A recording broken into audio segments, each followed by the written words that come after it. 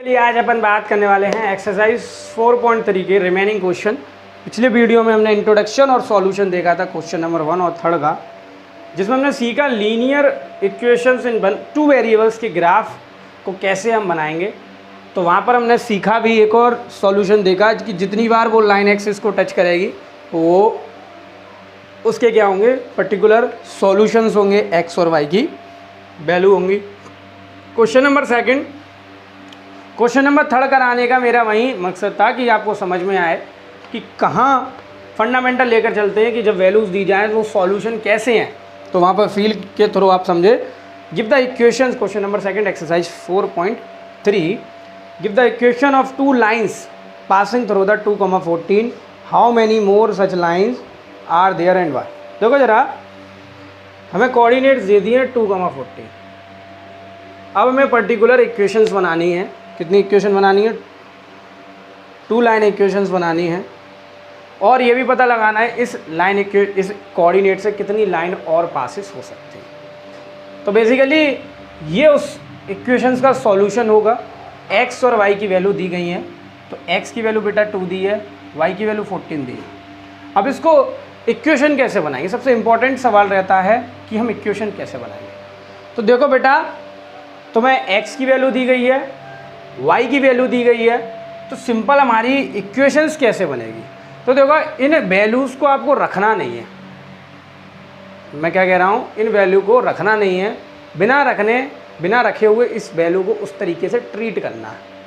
नहीं समझ में आया? दोबारा देखो, जैसे मैंने लिखा x + y = 16, ये लिख दिया।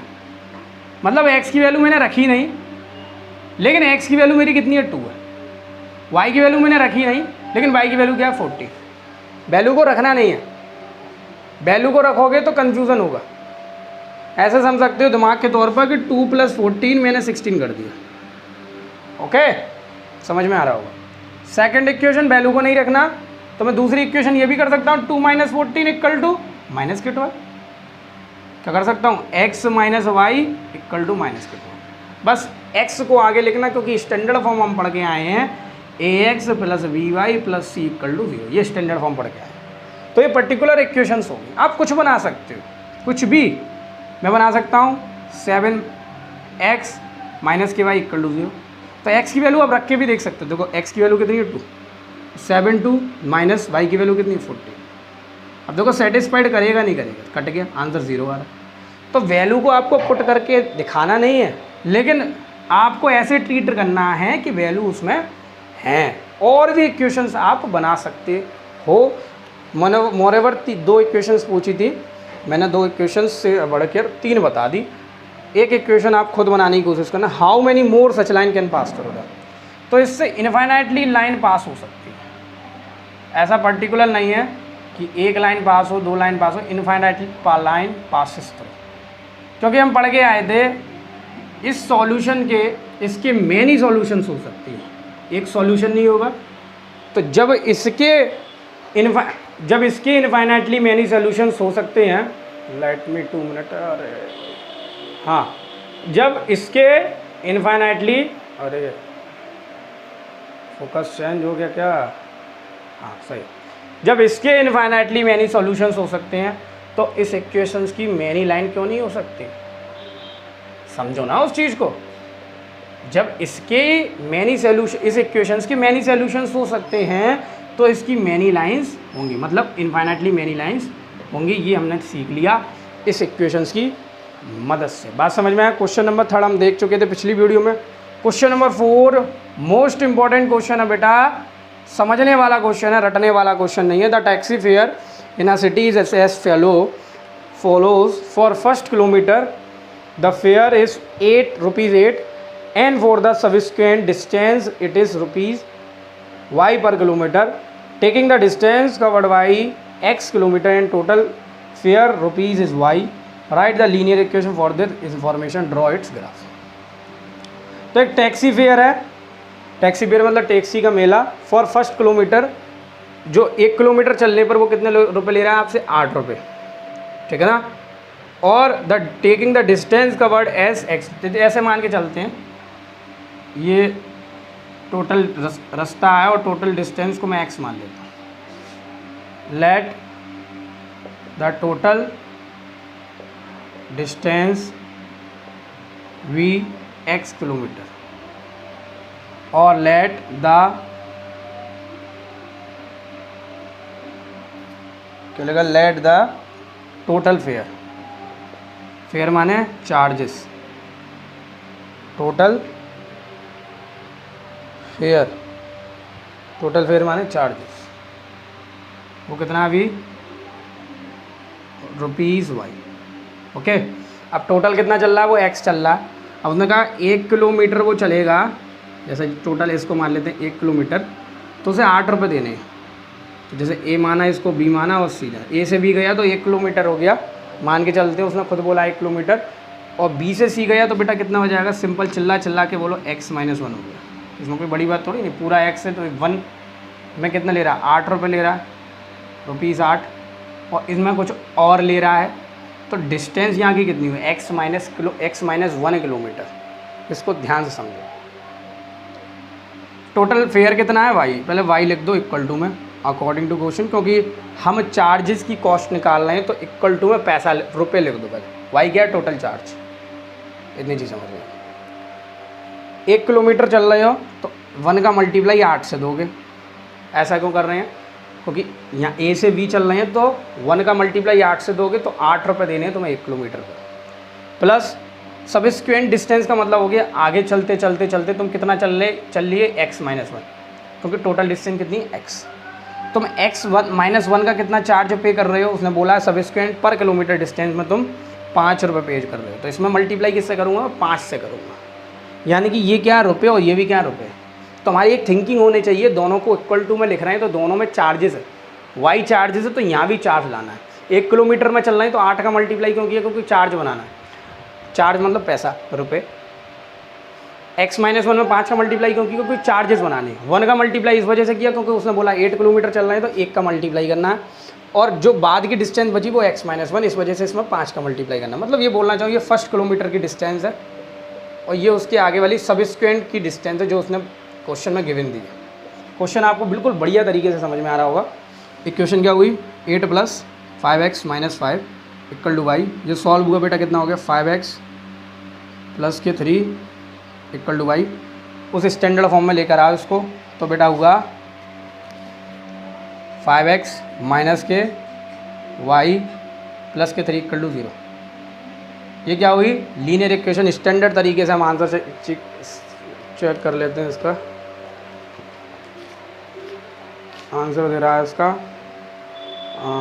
कौन सा क्वेश्चन है भाई, कुछ 5x - y + 3 = अब आप इसका लीनियर इक्वेशन ग्राफ भी बना सकते हैं। मैंने लीनियर इक्वेशन ग्राफ बनाना सिखाया है प्रीवियस वीडियो में, तो जाकर देखो बेटा लीनियर इक्वेशन ग्राफ इसका कैसे बनेगा, ठीक है ना। क्योंकि स्टैंडर्ड इक्वेशन आई, एक और बार समझना चाहो तो समझ लो 8 का मल्टीप्लाई 1 से इस वजह से किया, 1 का मल्टीप्लाई हम 1 चल रहे हैं, x - 1 का मल्टीप्लाई 5 से क्यों दिया, क्योंकि सबस्क्वेंट डिस्टेंस का चार्ज जो दिया है वो कितना दिया है, 5 दिया है। फिगर के साथ आप इसको बनाएंगे तो बहुत ही अच्छी तरीके से क्वेश्चन को आप वहाँ अपने आप को रिप्रेजेंटेशन दिखा पाएंगे। ग्राफ बेटा ज़रूर बनाना है, क्योंकि उसने खुद बोला है कि ग्राफ बनाकर दिखाइए। तो question number 4 second, third, fourth में से एक क्वेश्चन बेटा आपके पेपर में ज़रूर बनता है, तो ध्यान रखना कौन सा बनना है। क्वेश्चन नंबर 5 बोला है। 5 करने से पहले हम बात करेंगे क्वेश्चन नंबर 6 की, क्योंकि थ्योरेटिकल क्वेश्चन से बन जाएगा।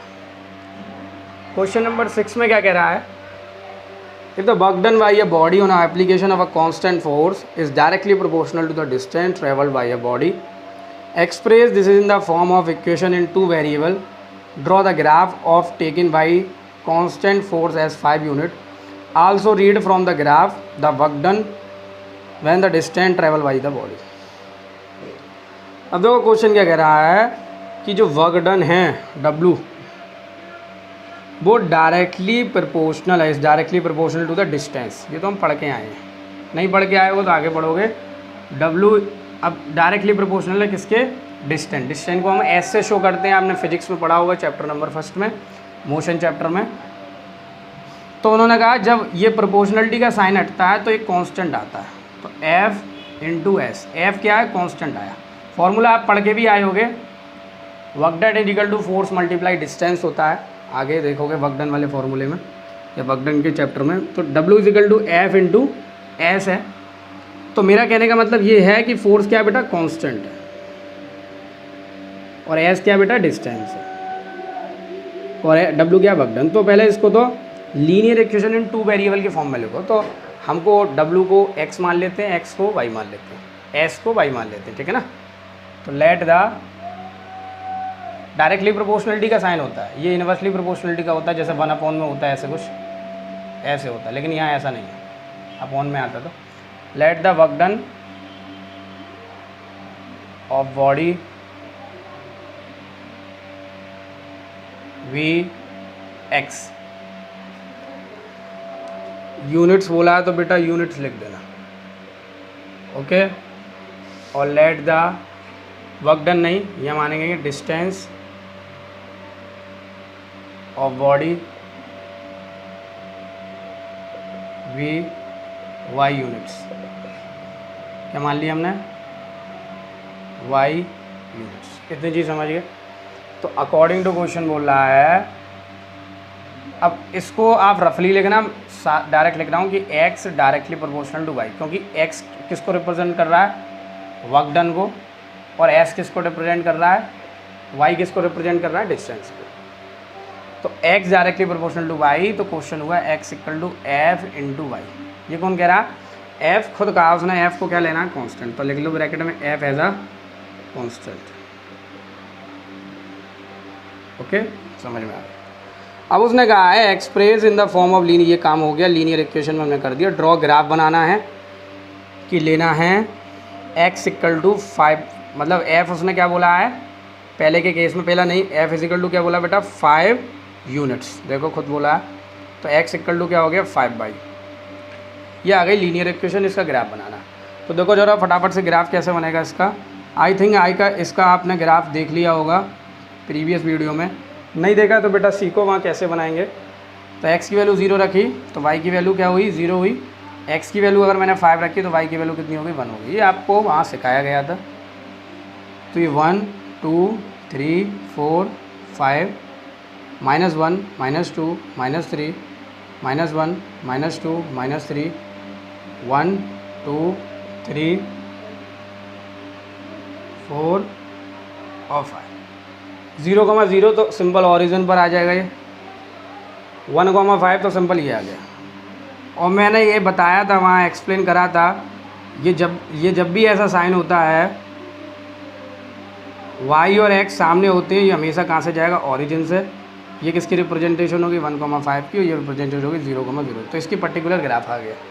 ये ग्राफ मैंने प्रीवियस वीडियो में बताया। और बेटा ये लीनियर इक्वेशन है, सीधी लाइन जाएगी, स्केलिंग करना वहाँ सिखाया है, वहाँ कैसे स्केलिंग करेंगे, ठीक है ना।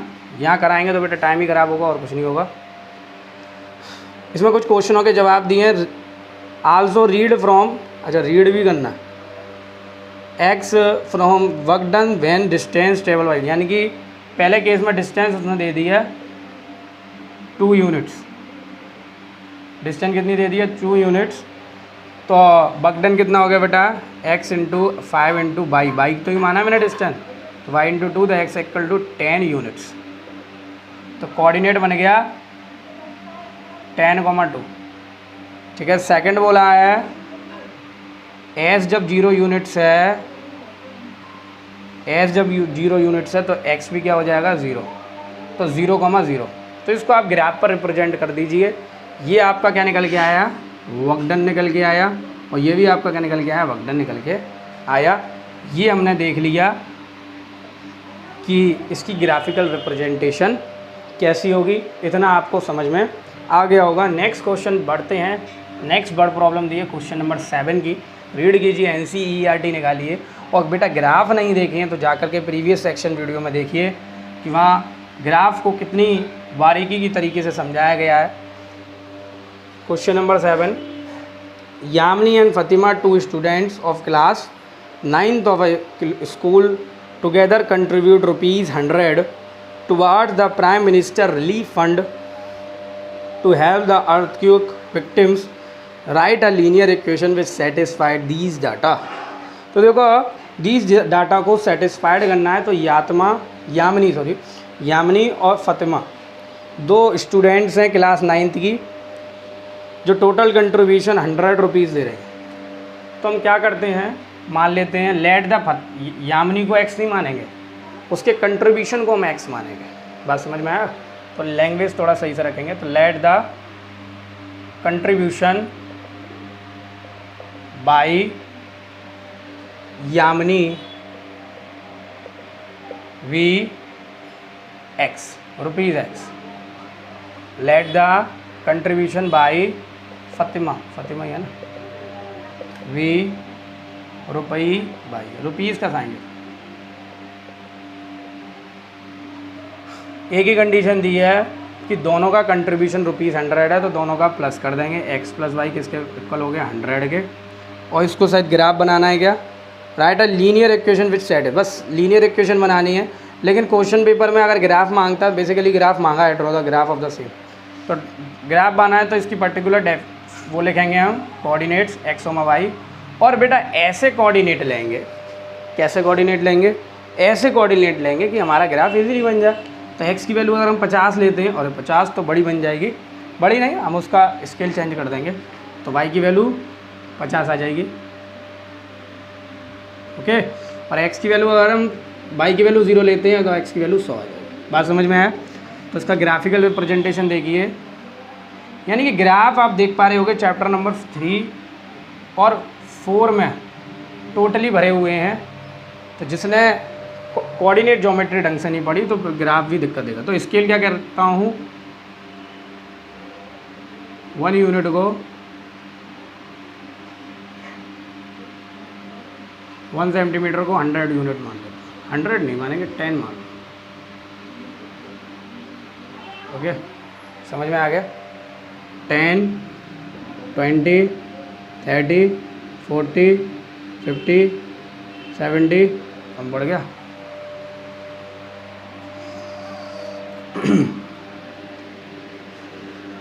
कम पड़ गया, ओके। माइनस में ज़रूरत नहीं तो माइनस को हम कम कर सकते हैं। 10, 20, 30, 40, 50, 60, 70, अब नहीं कम पड़ना चाहिए, 80, 90 और 100। अब देख लेना आप हिसाब से, ठीक है ना, ओके। वो स्केलिंग आप जब सब सही करेंगे तो वो बिल्कुल सही बनेगा। 10, 50 चाहिए, 10, 20, 30, 40 और 50 यहाँ भी लिखेंगे, छोड़ के नहीं आना, 2 लेके आओ ज़रूर, ये ऑरिजिनल हो गया। तो ग्राफिकल रिप्रेजेंटेशन पहला बोला 50,50, तो सिंपल मेरा ये हो गया। और एक होता है 0,100, तो बेसिकली ये हो गया। ये 90 आएगा तो ध्यान रखना 100 बना दिया मैंने। तो बेसिकली इसकी स्ट्रेट लाइन, इसको थोड़ा ऊंचा करना और ऊंचा करना, तो यहाँ से ले जाना, सीधी लाइन आएगी, ठीक है ना, वहाँ तक जाएगी। तो ये रिप्रेजेंटेशन यहाँ नहीं हो पा रही, तो अभी आप समझ पा रहे होंगे कि कैसे हम उस चीज़ को समझा रहे हैं। ये हो जाएगा 100,0, ओके। तो सीधी लाइन आ रही है, स्ट्रेट लाइन आ रही है, इससे हमें पता चल रहा है हमारा ग्राफ बिल्कुल सही है। तो नेक्स्ट अपन बात करते हैं क्वेश्चन नंबर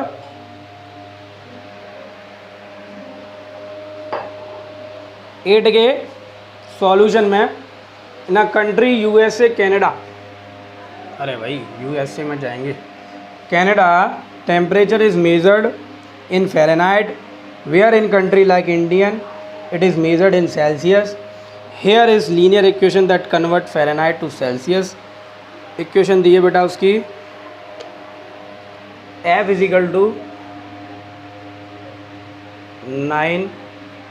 9/5 C + Z। ये रिलेशनशिप होती है फ़ारेनहाइट और सेल्सियस के बीच में। हमारे इंडिया में तो सेल्सियस चलता है, हम फ़ारेनहाइट में भी कन्वर्ट कर सकते हैं उसको। अब सीखेंगे कैसे फ़ारेनहाइट में कन्वर्ट करेंगे। तो भैया सेल्सियस और फ़ारेनहाइट 2 टेम्परेचर की डिग्रीज होती हैं, जिसकी एक रिलेशनशिप दे दी है। पहले तो हमें ग्राफ बनाना है, draw the graph of linear equation above using Celsius of x axis and Fahrenheit y axis. मतलब ऐसा लिखना है उसको, लेट, ये पहले लिखना मत, बाद में लिखना, let the Celsius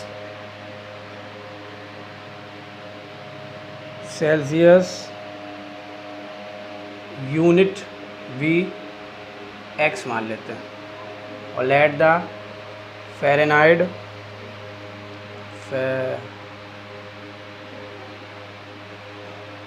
night be क्या मान लेते हैं, we Y.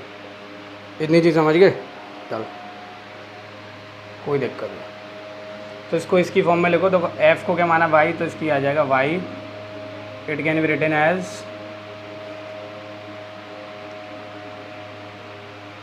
Y is equal to 9/5। C की वैल्यू कितनी है, एक्स प्लस 32। ओके, तो ये आ गया बेटा linear equation in 2 variable, standard form particular. तो पहला क्वेश्चन जो दिया है इसका ग्राफ बनाना है। तो ग्राफ के लिए हमें टेबल चाहिए, तो टेबल के लिए हमें बनाना पड़ेगा एक्स वाई। अब देखो यार, इसकी पर्टिकुलर वैल्यू एक्स की ऐसे रखना कि 5 से 5 उड़ जाए, फिर फ्रैक्शनल में ना आए। तो बेटा मैं एक्स की वैल्यू 10 रख देता हूँ, एक्स की वैल्यू 10 रखूँ। चलो एक्स की वैल्यू मैं 0 रख देता हूँ, थोड़ा अच्छा सॉल्व होगा। वाई की वैल्यू 32 हो जाएगी। ओके, सही सॉल्व हो रहा है ना, ये 0 हो जाएगा, 32 हो जाएगा। और अगर मैं एक्स की वैल्यू, वाई की वैल्यू रख दो, एक्स की वैल्यू बार क्यों रखोगे। अगर मैं वाई की वैल्यू कितनी रख दूँ, 0,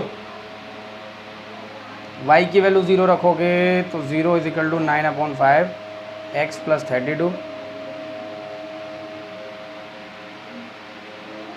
तो वाई की वैल्यू 0 रखा, ये सारा 0 हो जाएगा। तो 0 × 5 इक्वल टू 9x प्लस के 32। नहीं, पहले तो एलसीएम होगा ना, ऐसा करो, इसको इधर ले आओ। माइनस के 32 इक्वल टू 9/5, 40 आएगा क्या, 5 × माइनस के 32 × 5, अच्छा फ्रैक्शनल में आएगा। तो 0 नहीं रखो, x की वैल्यू 9 से कट जाए ऐसी रखो, x की वैल्यू 9 रख देते हैं। तो 9, वाई की वैल्यू 9 रख देते हैं, तो 9/5 × x प्लस के 32, और माइनस का आएगा 9 - 32 इक्वल टू 9/5 x। तो 2 उधर और 7 उधर, 7 और 2 23 आएगी वैल्यू। नहीं, x की वैल्यू आप रख दो 5 रख दो, क्योंकि माइनस के 27 हो जाएगी और 27 9 से कट जाएगा। तो y की वैल्यू आप बेटा 5 रख दो, x की वैल्यू नहीं, y की वैल्यू 5 रखो। तो जब y की वैल्यू 5 रखोगे तो 5 माइनस के 27 × 5/3 अपॉन 9, ये कैंसिल आउट हुआ, माइनस के 3, माइनस के 15 आ जाएगी x की वैल्यू। ठीक है, तो आप क्लू रखेंगे, थोड़ा सा समझेंगे इस चीज़ को कि हमारी वैल्यू फ्रैक्शन में ना आए, पॉसिबिलिटी ये रहे लीनियर इक्वेशन बने। तो पहले लिए ग्राफ बना लेते हैं। अब 15 तो लंबी पड़ेगी, तो 32 भी लंबी पड़ेगी, तो हम कितने का फ्रैक्शन रख लें, करीब एटलीस्ट 5-5 का फ्रैक्शन रख, मतलब 5-5 का हम गैप रख लेते हैं। तो 5, 10, 15, 20, 25 यहाँ तो चाहिए। 5, 10, 15, 20, 25, 5, 10 माइनस का 10, यहाँ कितना चाहिए उसे, उसे भी यहाँ नहीं चाहिए।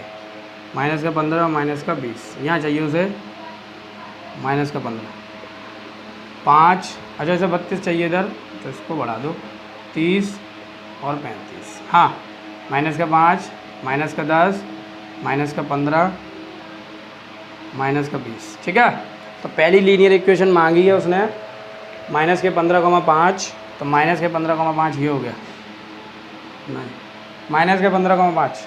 अच्छा, एक्स एक्सिस पर रखेंगे, वाई एक्सिस पर 5 मांगी है, तो इट इज़ योर 5 और इट इज़ योर 15, ये गया। ओके, एक्स एक्सिस पहला, दूसरा कोऑर्डिनेट क्या है, -15,5, और ये हो गया 0,32।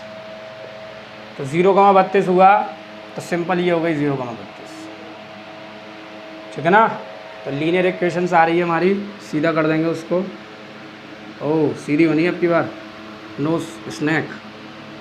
15,5 और ये हो गया बेटा 0,32। ओके, तो ये इसका पर्टिकुलर क्वेश्चन नंबर फर्स्ट हुआ 8 का। नेक्स्ट देखेंगे बेटा 8 के सेकंड को, what is the temperature of Fahrenheit. तो देख लेते हैं, इसको मैं मिटा दे रहा हूँ। सेकंड क्वेश्चन बोल रहा है वो, देखो ज़रा ध्यान से। सेकंड क्वेश्चन बोल रहा है if the temperature is 30 degree Celsius, temperature 30 degree Celsius मतलब x 30 डिग्री दे दिया, क्योंकि x को हमने क्या माना है, x को क्या माना, ज़रा फटाफट से बताओ, x को क्या माना हमने, सेल्सियस माना, x equal to 30 degree Celsius. y की वैल्यू निकालनी है इस केस में, तो वैल्यू लगाओ यहाँ पर, y equal to 9/5 into 30 plus के 32, ये इससे कैंसिल हुआ कितनी बार, 6 बार, 9 6 54, 54 प्लस 32, ये हो गया बेटा y की वैल्यू 6 और 76 डिग्री, 76 डिग्री फ़ारेनहाइट। बात समझ में आया। 76 degree Fahrenheit. Let me check answer, नहीं 86 आएगा, आंसर सही होगा 86 फ़ारेनहाइट, सही है हमारा आंसर। तो पहला निकल के आया, दूसरे का आंसर कोऑर्डिनेट जब 30 था और यहाँ 86 निकल के आया, ये कोऑर्डिनेट। बात समझ में आया, सरल था, ज़्यादा बड़ा काम नहीं था। क्वेश्चन नंबर थर्ड, इसी का पार्ट नंबर थर्ड कह रहा है if the temperature is 95 degree Fahrenheit, temperature 95 degree Fahrenheit, Fahrenheit को हमने क्या माना है y, और इसको क्या माना है सेल्सियस। तो y इक्वल टू हमारा कितना है 95 डिग्री फ़ारेनहाइट, x की वैल्यू निकालनी है। तो देखो ज़रा, y की जगह यहाँ वैल्यू पुट करो, 95 डिग्री 9/5 x प्लस 32, ये मैं इरेज कर दे रहा हूँ, ये कटेगा नहीं, 32 को इधर ला। बहुत धुरंधर बच्चे होते हैं हमारे यहाँ के, वो 5 को इधर ले आते हैं। बेटा पहले एलसीएम लेते हैं तब 5 इधर आता है, इससे बढ़िया 32 को इधर ले आओ। 95 degree minus 32 is equal to 9/5 x हैं, बहुत धुरंधर होते हैं। इतने धुरंधर हो जाएंगे, 5 को यहाँ ले आएंगे मल्टीप्लाई, गलती बार बार करते हैं, तो गलती ना दोहराएं। 5 2 3, 9 में से 3 गया 63 इक्वल टू 9/5 इंटू एक्स, 9 से गया 7 टाइम्स, तो एक्स की वैल्यू बेटा कितनी आ गई 35 डिग्री सेल्सियस। ओके, कितना आ गया बेटा 35 डिग्री सेल्सियस। ये किसका आंसर है, कहाँ गया, सही है। बात समझ में आया, ये आंसर हो गया थर्ड का। सिर्फ वैल्यू पुटिंग करनी है और बड़ा काम नहीं था। क्वेश्चन नंबर इसके फर्स्ट वे में थोड़ा सा बड़ा काम था, वो हमने निपटा दिया। If the temperature is 0 degree Celsius, अगर टेम्परेचर को 0 डिग्री सेल्सियस कर दें, what is the temperature in Fahrenheit, और इफ़ द 0 डिग्री फ़ारेनहाइट कर दें, what is the temperature Celsius. किसी को भी एक बार कर दो, तो जैसे फोर्थ क्वेश्चन में मैं एक्स की वैल्यू 0 लगा दे रहा हूँ, एक्स मतलब सेल्सियस, सेल्सियस को मैं 0 लिख दे रहा हूँ, तो y कितना हो जाएगा, जरा फटाफट से बोलो, ये 0 हो जाएगा, y कितना हो जाएगा 32 डिग्री फ़ारेनहाइट। मतलब x अगर 0 डिग्री सेल्सियस है तो 32 डिग्री फ़ारेनहाइट।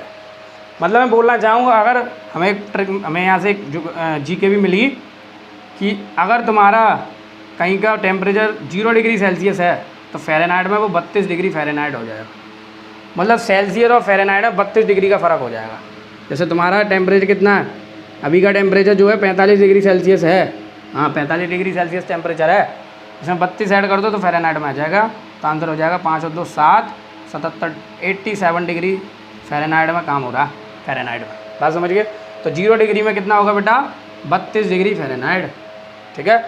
अगर हम फोर्थ, इसी का सेकंड पार्ट बोल रहा है वो, अगर हम y को 0 रखते हैं, y को 0 रखते हैं, y को मतलब फ़ारेनहाइट हमारा 0 डिग्री फ़ारेनहाइट है, तो इस केस में y को 0 रखा तो ये पूरा 0 हो जाएगा।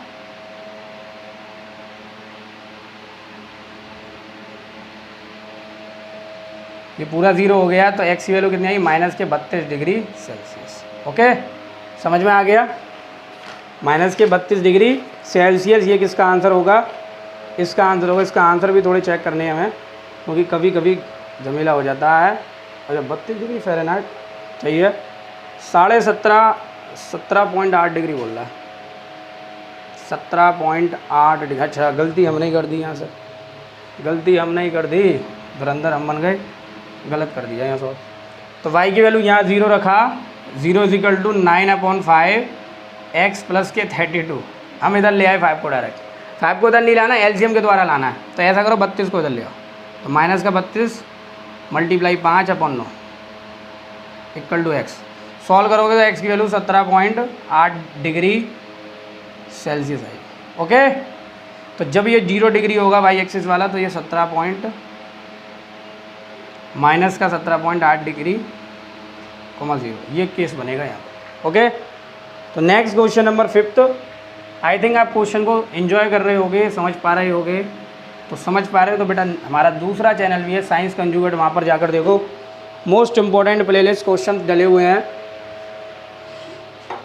क्लास 9th के और 10th के, जो कि आपको मोस्ट फंडामेंटली तरीके से समझाए गए हैं। तो next question number 5, is there are temperature which is numerically same in both Fahrenheit and Celsius. उसने बोला है, पहले तो इक्वेशन क्या थी, y = f/9/f c + 32, c को हमने x माना था। अगर हम x और y को न्यूमेरिकली इक्वल कर दें, न्यूमेरिकली का मतलब होता है साइन नहीं लगाएं, माइनस फाइनस का, x और y को इक्वल कर दें तो क्या मिलेगा हमें। तो जरा मैं x को y की जगह लिख दे रहा हूँ, x को x की जगह में क्या लिख दे रहा हूँ, y। तो ये सॉल्व हुआ, y = 9y/5 प्लस के 32। ओके, 32 इधर आया तो y minus 32 × 5 = 9y, 5y minus के 32 = 9y, ये इधर गया, माइनस के 32 9y, कितना हो गया, माइनस के 5y माइनस के 32 = 4y कटा, y = कितना आ गया, माइनस की 8 डिग्री। x की जगह हमने y पुट किया था, तो 9y हुआ, 32 इधर लाया। अच्छा, 5 का मल्टीप्लाई 32 से भी तो होगा, 5 का मल्टीप्लाई भी किससे होगा, 32 से होगा। तो 5 32 का मल्टीप्लाई करेंगे तो 32 × 5 ये 10 हुआ, और 160, माइनस का 160 = 9y। तो बेटा माइनस का 160 9y माइनस का 5y, तो माइनस का 160 = 4y। सॉल्व हुआ तो y = कितना है, माइनस के 40, यानी कि माइनस के 40 डिग्री फ़ारेनहाइट ऐसी वैल्यू है जिसमें x और y कैसे हो जाएंगे, इक्वल हो जाएंगे। ये फंडामेंटल आपको समझ में आया होगा। तो लेट मी चेक आंसर, क्योंकि इसके बेटा चेक आंसर कर लो तो सही रहते हैं, स्टैंडर्ड तरीके से मांगते हैं, ठीक है ना। और आप जब यहाँ भी अगर आप दोनों जगह x रखते तब भी आपका 40 डिग्री आता। तो नेक्स्ट क्वेश्चन रह गया हमारा, क्वेश्चन नंबर 5, लास्ट क्वेश्चन रह गया। अब इसको लास्ट कराने का पॉइंट ये है क्योंकि सरल क्वेश्चन है, सिर्फ हमें ऑप्शन के थ्रू वहाँ देखना है कि वहाँ फंडामेंटली क्या काम होने वाला है। तो क्या कह रहा है क्वेश्चन, तो देखो जरा पढ़ो। कह रहा है, from which the choice given below choose the equation whose graphs are given there. Graph check करने हैं कि ग्राफ दिए। पहला ग्राफ बेटा कौन सा दिया है, अब देखो ये ओरिजिन से जा रहा है। तो मैंने बताया था, हाँ मैंने क्या बताया था, मैंने एक बढ़िया सी बात बताई थी कि ऐसे ग्राफ के सामने y के सामने x होता है। तो पहला ऑप्शन देखो ध्यान से, पहला ऑप्शन देखो y = x दिया है, ऐसे सामने y = x होता है, यहाँ कांस्टेंट भी कुछ हो सकता है। तो देखो ज़रा पहला ऑप्शन देखो y = x, तो देखो यहाँ कोऑर्डिनेट दिए -1, 1, तो y x के इक्वल तो नहीं है क्योंकि -1 है और इधर +1 है, तो ये ऑप्शन नहीं हो सकता। Second, x + y = 0, x + y = 0, इसको देखेंगे अभी, थर्ड देखते हैं पहले। y = 2x, अब y की वैल्यू पुट करो, 1 है, और 2 की x की वैल्यू कितनी, -1, 1 = -2 हो नहीं सकता, ये ऑप्शन गलत है। 4 देखो वैल्यू पुट करना है बस, 2 + 3y = 7x, 2 + 3 × वाई की वैल्यू पुट करो, ये तो हो ही नहीं गया, नहीं मेरे हिसाब से 7 इंटू -1 नहीं होगा, तो ऑप्शन नंबर 4 भी गलत है। तो ऑप्शन नंबर 2 बचा, कैसे, हाउ इट इज़ पॉसिबल, ये तो सामने भी नहीं थे। तो x + y = 0 था, y को उधर ले जाओ तो x = -ky। देखो जरा, अगर x की वैल्यू 1 है तो y की वैल्यू -1 है, y की वैल्यू अगर -1 है तो x की वैल्यू 1 है, सिंपल अपोजिट है आपस में। तो ये ग्राफ का ऑप्शन कौन सा हो जाएगा, option number 2। Simple value put करनी है और कुछ बड़ा रॉकेट साइंस नहीं लगाना। हाँ भाई।